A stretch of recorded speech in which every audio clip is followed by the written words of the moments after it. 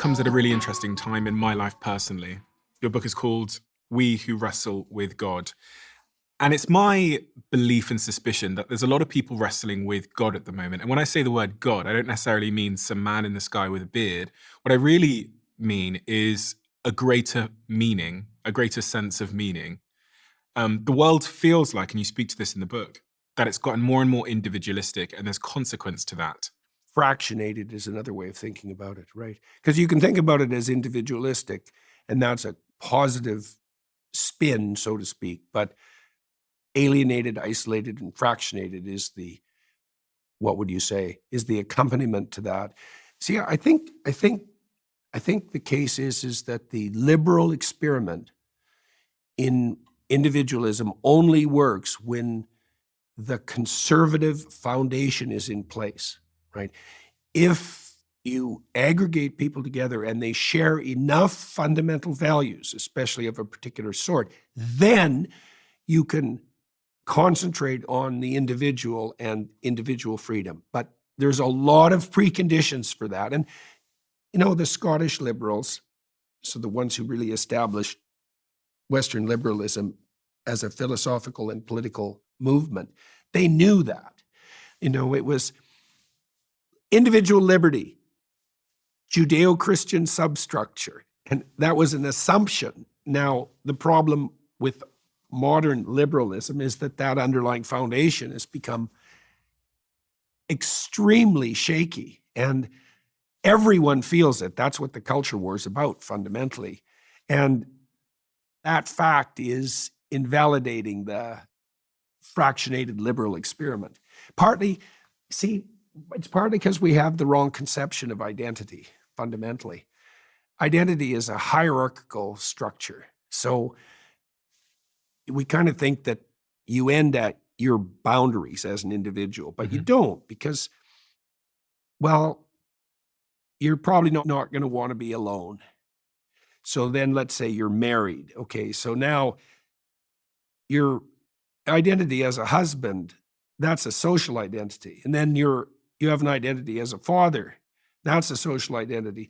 Then you have an identity as a member of your community and a member of your city and a member of your state and a member of your nation. And then you're involved in a metaphysical endeavor that constitutes the foundation for the nation, let's say. That would be one nation under God. That's one way of thinking about it. Or you could think about it as the self-evident truths that underlie the state. Your identity exists at all those levels. And then your mental health isn't something you carry around in your head. It's the harmony that exists or doesn't exist between all those levels. And that isn't how liberal individualists think about identity at all. And that's because they were, for a long time, fortunate enough so all those other strata were in place. So where do we find ourselves now if we don't have that hierarchy and we aren't held in place by all those layers and sort of social and, I guess, family identities? Adrift in a storm alone. So look, here's an interesting fact. So psychologists who are statistically minded, they're called psychometricians. They're psychologists who are obsessed, research psychologists who are obsessed with measurement and concept definition, spent a lot of time aggregating concepts. These were, in some ways, what they were doing was equivalent to the development of early large language models. So psychologists were at the forefront of that on the statistical side. Words that we use to describe people clump together. So, for example, if you're extroverted, you're social and you're happy, you're enthusiastic. Okay, so those clump together. If you're anxious, you also tend to be frustrated, disappointed, grief-stricken, and in pain. All the negative emotions clump. Words associated with your empathy aggregate. Words associated with your dutifulness aggregate, and so do words associated with creativity. Those are the 5 fundamental dimensions of temperament. One of the words that clumps with negative emotion is self-consciousness, which means that self-consciousness is so tightly associated with suffering that they're not conceptually distinguishable, which means literally, the more you think about yourself, the more miserable you are. And it makes sense when you understand how social people are. We're so social that you can take the most antisocial human beings imaginable, so psychopathic criminals, and you can punish them by putting them in solitary confinement. That's how social human beings are.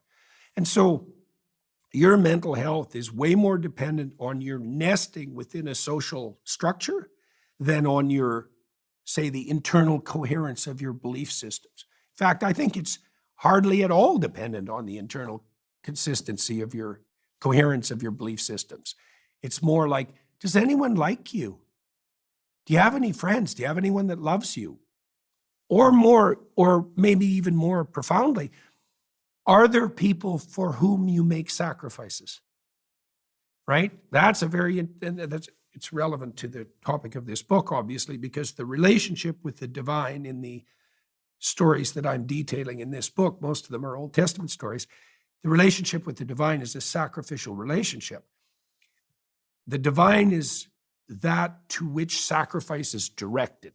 Well, if you get married, it's a sacrificial offering because you sacrifice your potential relationship with all other women to that woman. What does one do on an individual level if they find themselves in such a society where individualism has taken hold, and they can't necessarily easily change the society? Are there day-to-day, week-to-week choices that I'm making that are pushing me away from that meaning and purpose and sort of collective, I guess, sense of responsibility? Like the individual listening to this now that completely agrees with you finds himself as being a lonely person and goes, what do I do about this, Jordan? Well, one of the things you do with disagreeable people who are more inclined by temperament to be competitive and attain victory for themselves is one of the exercises you can do with disagreeable people. If you're a disagreeable extrovert, you tend to be narcissistic. And the problem with that, technically, is that you alienate people. And the problem with that is, well, you're hypersocial. So if you alienate people, well, then you don't have anyone. And not only is that lonesome, but it's also extremely impractical. I mean, you know, you've certainly, and no doubt, learned this more as you become successful. It's like you need a team. And right, and the more tightly knit it is, and the more you're all working in the same direction, the better everything works. Well, it's not useful to be a narcissist because maybe you get what you want right now, this time. But as a propagating strategy across time, it's a degenerating game. Okay, so what do? Well, instead of thinking about what you want, or even thinking about how to strategize in relationship to your goals, you might think about what you could do for other people, or you could think about what you would do if you only did what was true and right. Those are very different orientations, right? And the religious orientation fundamentally is the orientation towards what is true and right. And you might say, well, I don't know what's true and right. It's like, yeah, kind of, because our knowledge is bounded and we're ignorant. So do we understand the nature of the highest good? Well, no, but it's a very rare person who doesn't know some of the time when they're doing something wrong.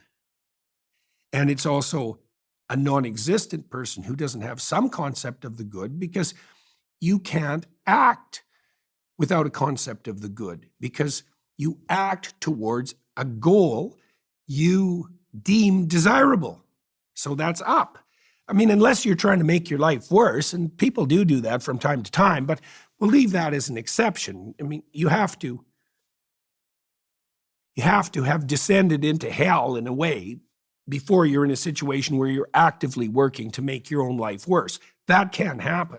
But assuming that you're relatively well embedded in the realm of the normal, then you're moving towards something better always, because otherwise there's no motivation. We know this technically. This isn't even disputable.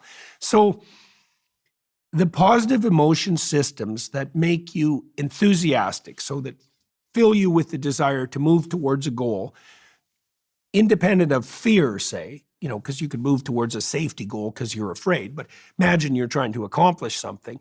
You have a goal. The positive emotion systems operate to track progress to the goal.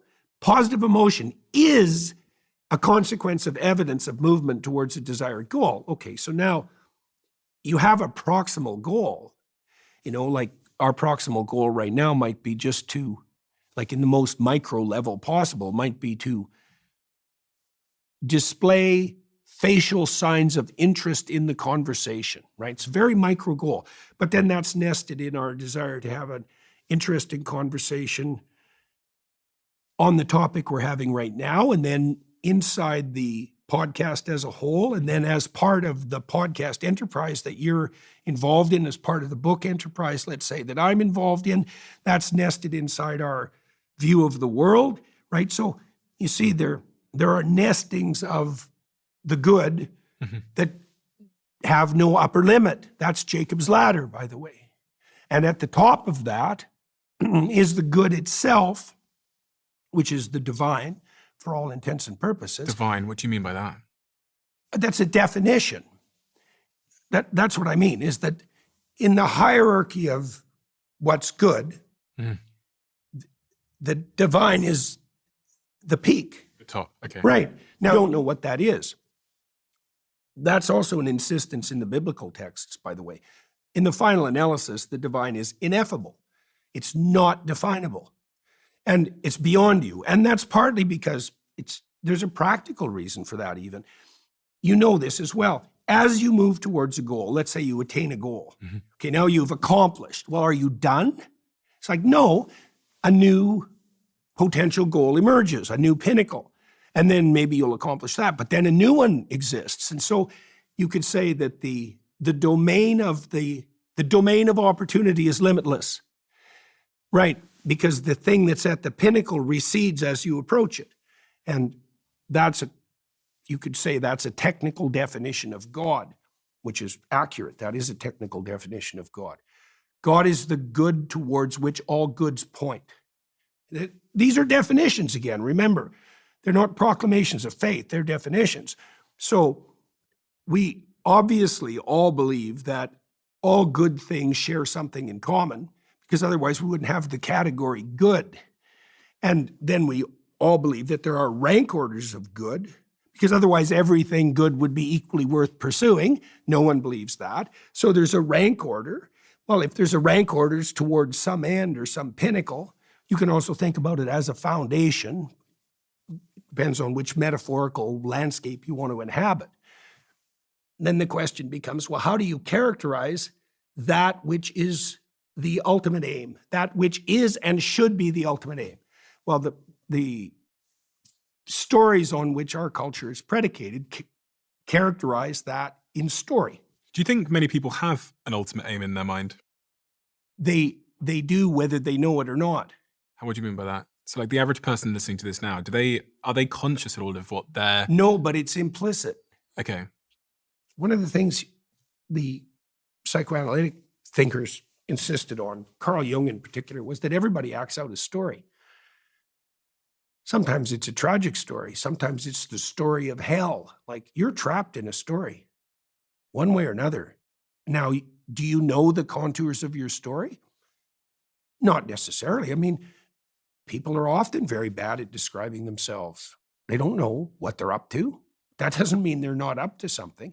And you could also think about them as the battleground between warring stories.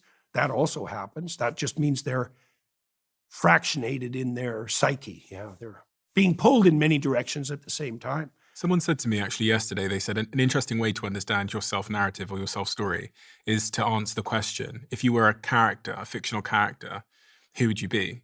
And Sure. in that, you'd figure out whether you have this sort of heroized story or if you're a victim. So I ask you that question. Yeah, trickster character. Right. So, yeah. More serious answer? Do you ever read The Idiot? No. Yeah, well, I'm probably half idiot and half Raskolnikov. That's another way of looking at it. Why'd you say that?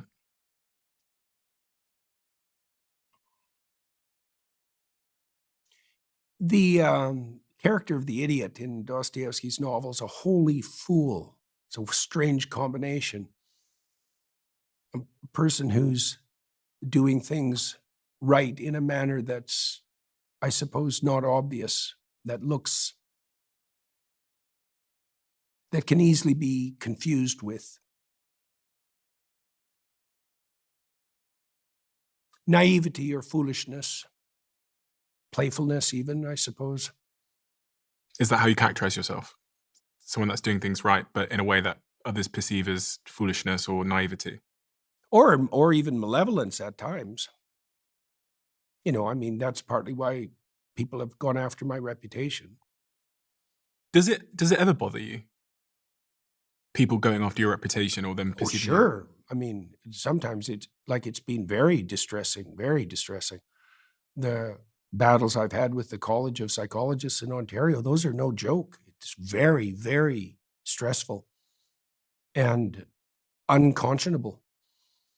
So expensive, hundreds of thousands of dollars, years. It's been 10 years of legal battles, calumny in the press.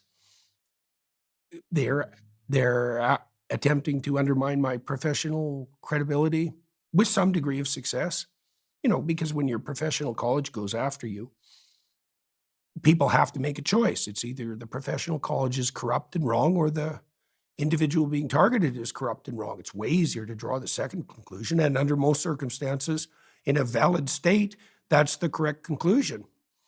So, and it was very stressful to find myself embattled at the University of Toronto. I liked working there.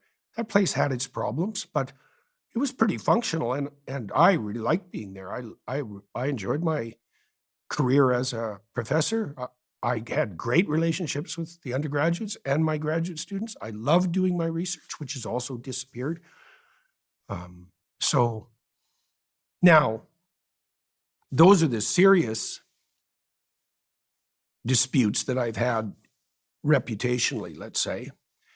There's a lot of casual reputation savaging that I don't really care about from journalists and so forth, although sometimes that's been pretty brutal, because whenever that happened, especially when things just started to be developing around me, let's say on the public stage, when I encountered a particularly psychopathic journalist, which happened quite often, particularly in the UK, it was completely a toss-up which way it was going to go.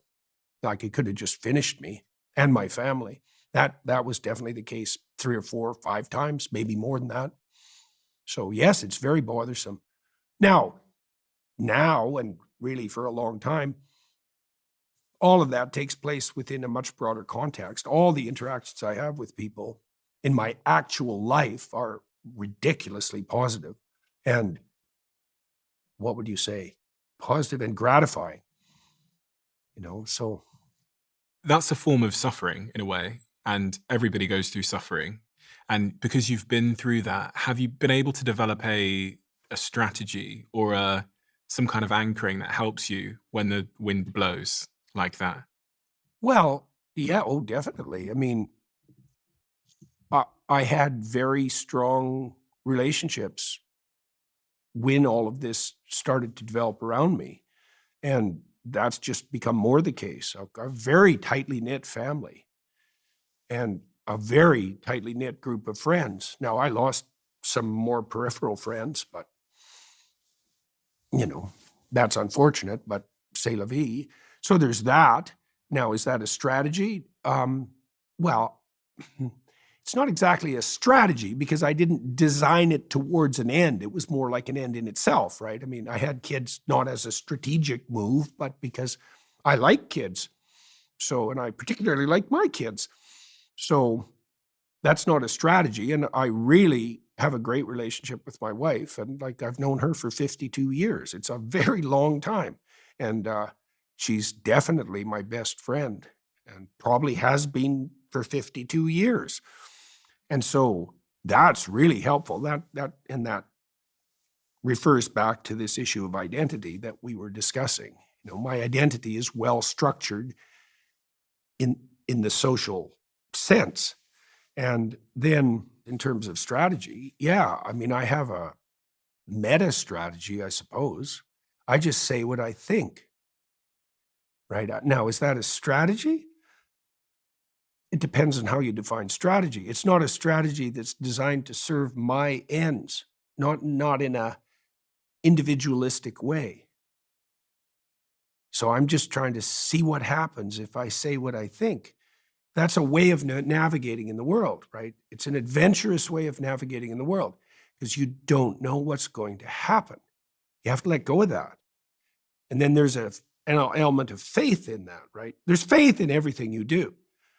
You know, the empiricist types, the scientific reductionists, they say, well, you can move forward in the world without faith. That's complete bloody rubbish. There isn't anything you ever do that's important that you don't do in light of faith.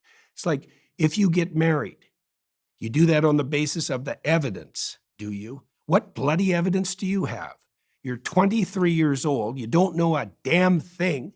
You know, maybe you're in love with the person that you want to marry, but you have no evidence whatsoever about how your life is going to go. None. You have to leap into the unknown like you do with everything that's important. That's all faith predicated.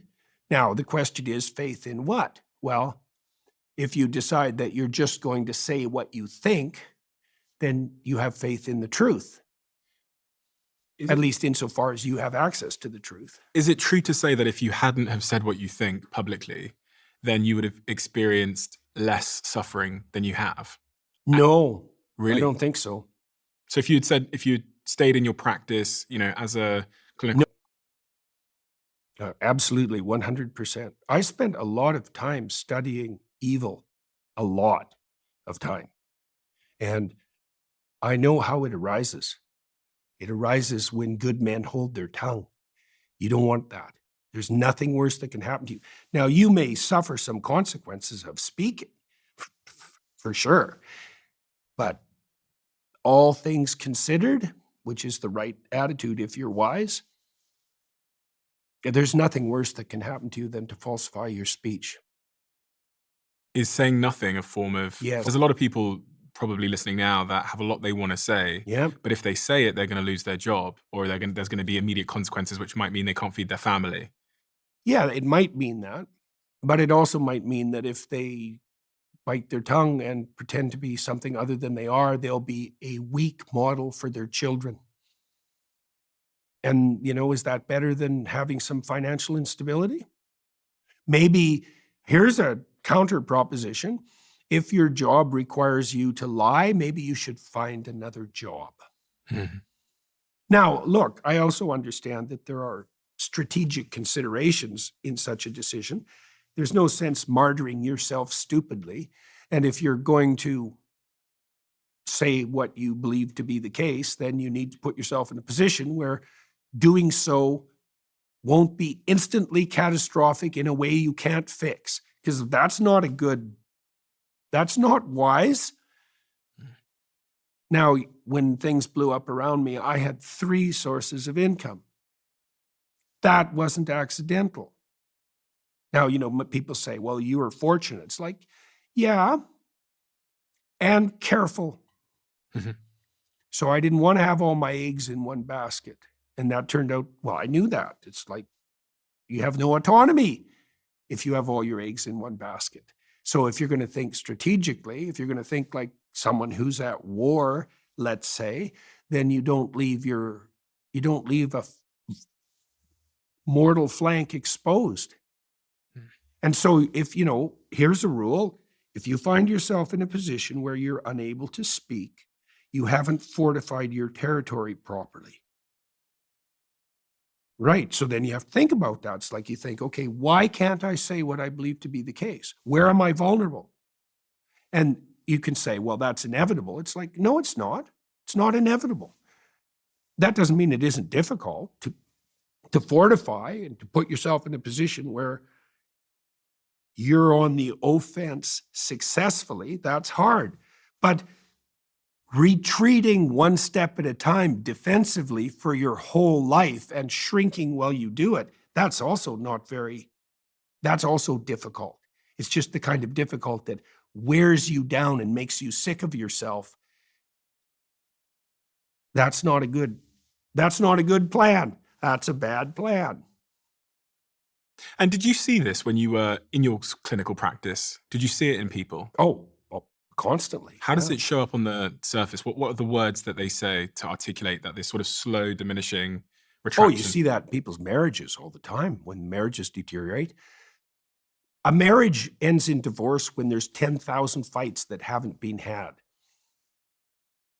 And I really, I'm not just guessing at that number. It's like, let's say your marriage isn't going very well, and so you have 5 uncomfortable quasi disputes a day, Mhm. just to pick a number. Maybe it's 50, maybe it's 3, whatever. 5 will do.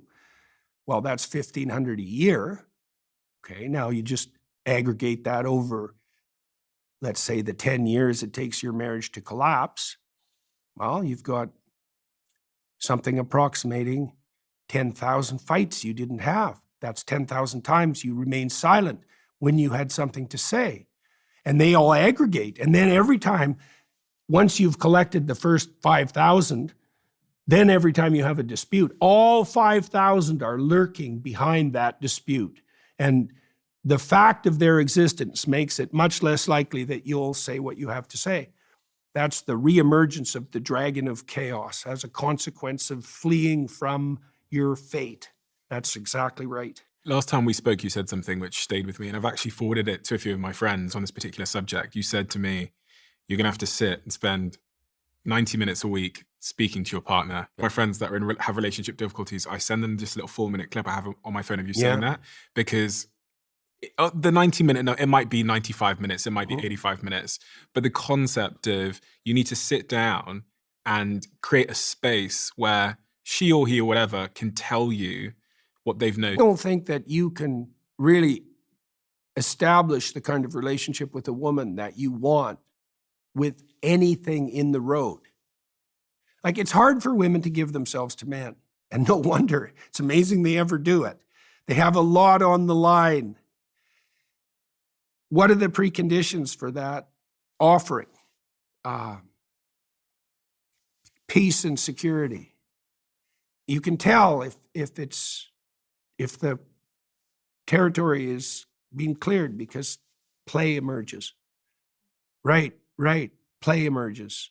And play is a very fragile motivational state. It can be disrupted by almost anything.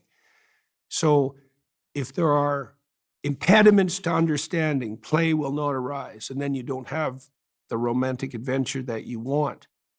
It's grudging, right? You don't have a voluntary partner. And that's a very hard thing to attain, right? That full voluntary partnership. That means that you're in sync with each other. Mhm. You can't expect that to be easy. You can't even be in sync with yourself. Like, it's hard. And you need to keep each other up to date. You need to know what's going on.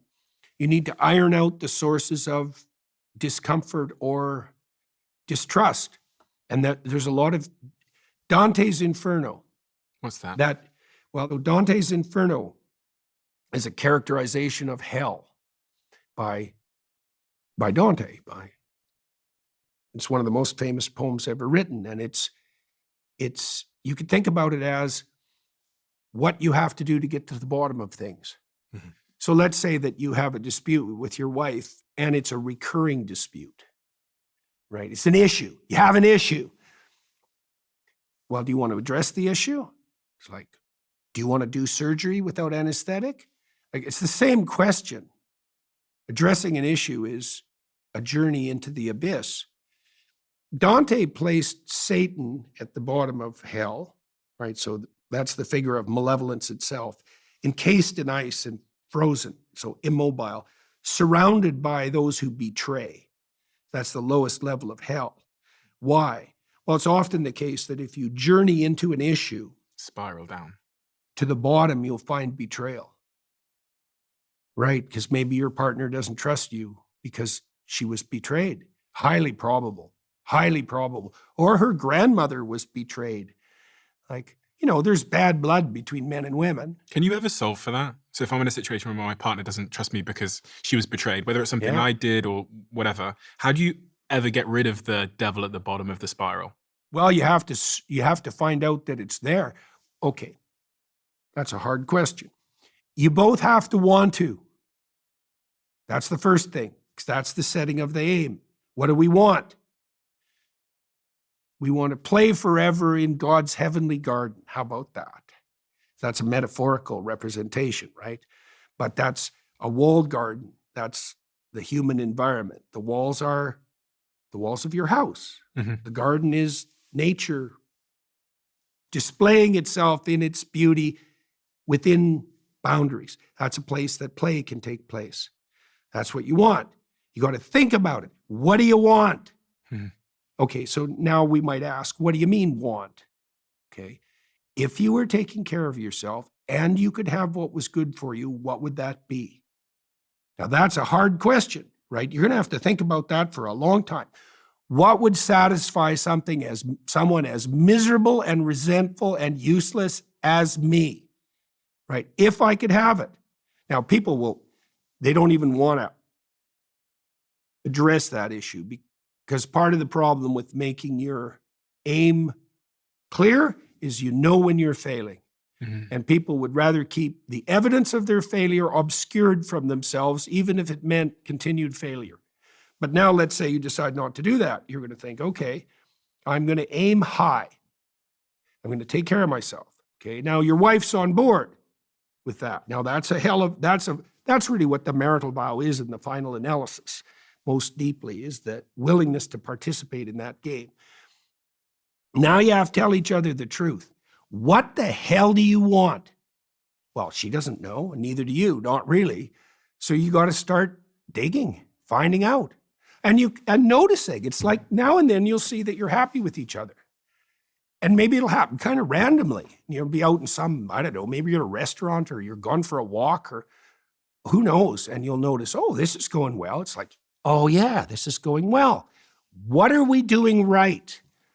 Could we take that little episode and could we start to expand it?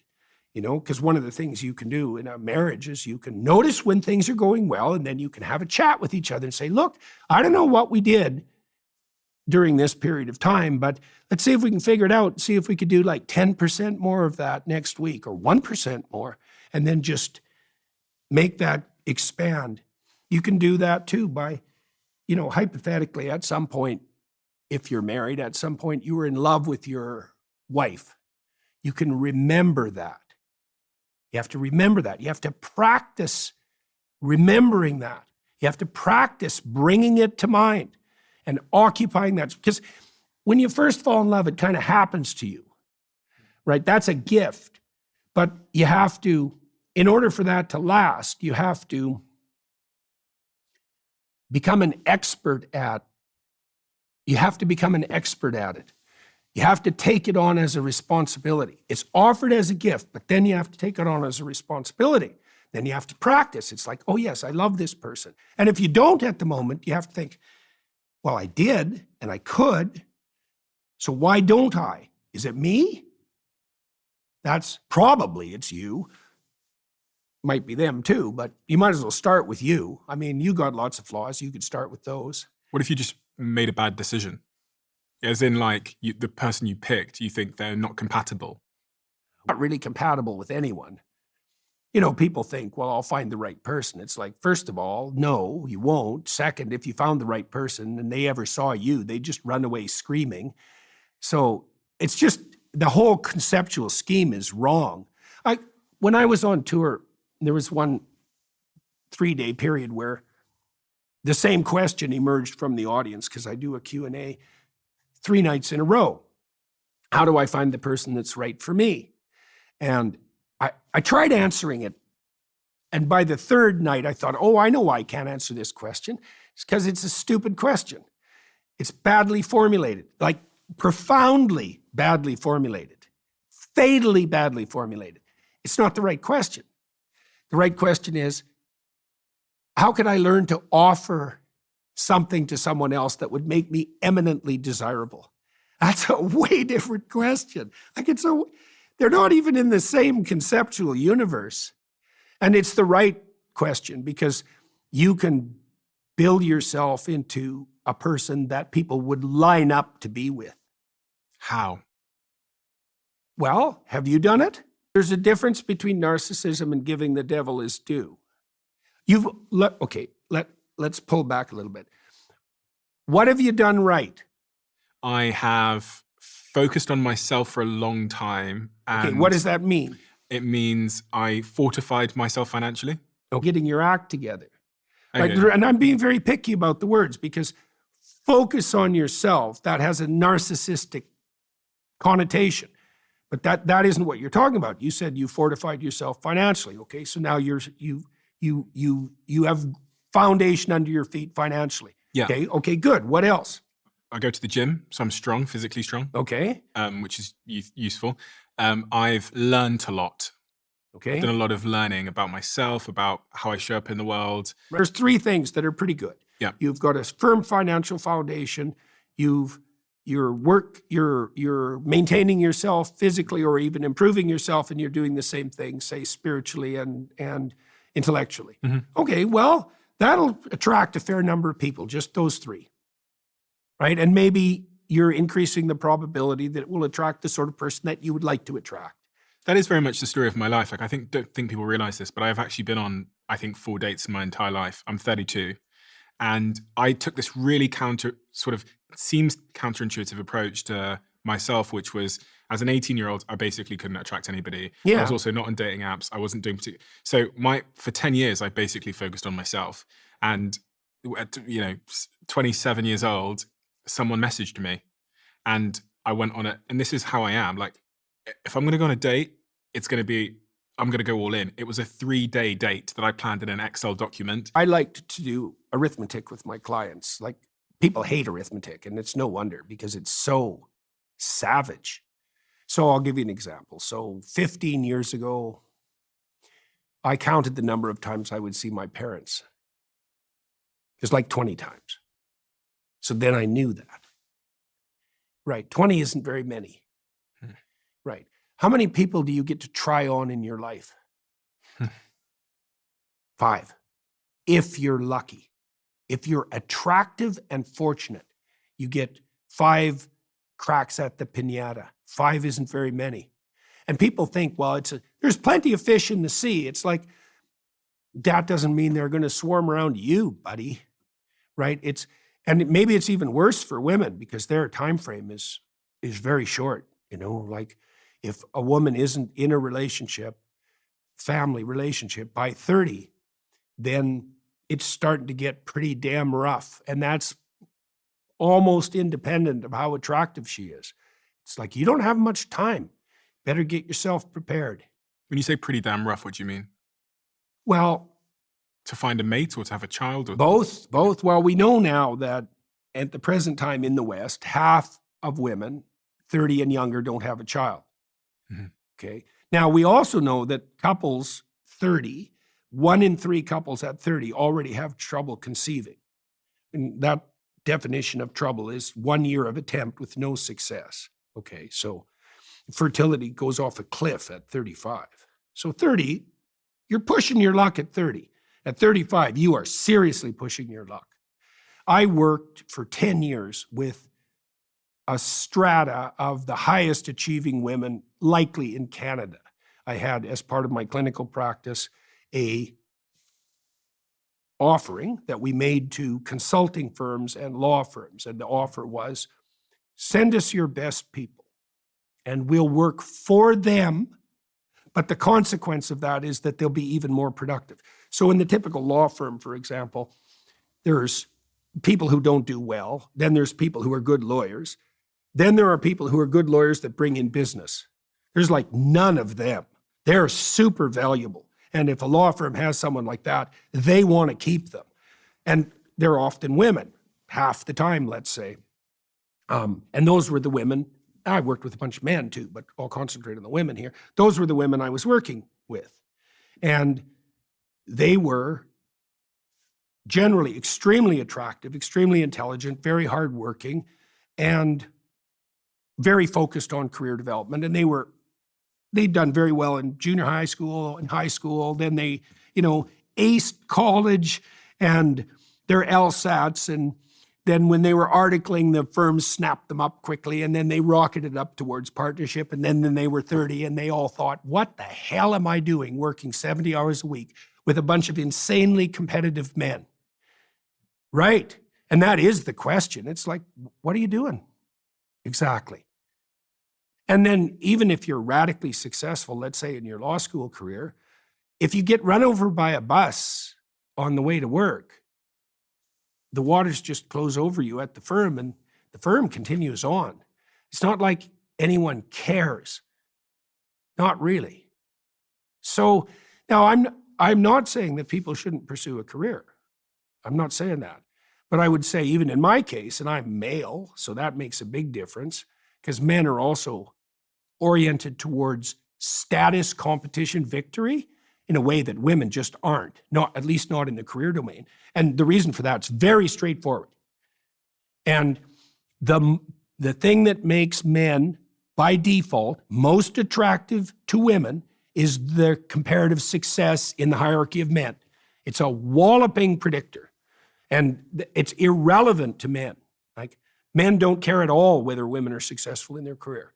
It's not a determinant of their attractiveness. In fact, it's often the contrary. Well, these women that I'm talking about, they were often alone. Why? Well, they're beautiful, so that like intimidated 90% of men right there. They're smart, so that's another 90% of the remaining 10%. They're accomplished and wealthy. Well, like, first of all, who's going to approach them? And second, who are they going to accept? Because women are hypergamous, right? Does that mean that men are insecure and sort of emasculated by a strong, successful woman? Sure. Yeah, well, but there's reason for that. Like, it's not weakness on the part of men, exactly. It's the desire of the woman to find someone who brings a benefit to the relationship.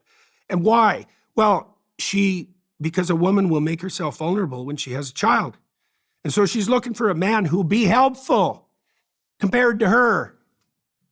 Okay, so if the woman is like full of ability, well, then her standards for a guy who's going to be helpful get very high. And that's hard on her because it decreases the pool of available candidates radically. So like there's a negative relationship between IQ and women and the probability of being married. So it's harsh. Now, are men intimidated? Well, yes, obviously. Are men intimidated by beautiful women? Well, you can answer that, especially if you're young. Why? Well, the probability that any given beautiful woman is going to reject you when you're a young man is like, it's basically 100%. Now, it's not exactly 100%, and there are exceptions, but the default response is rejection. And beautiful women get hit on, a fair bit.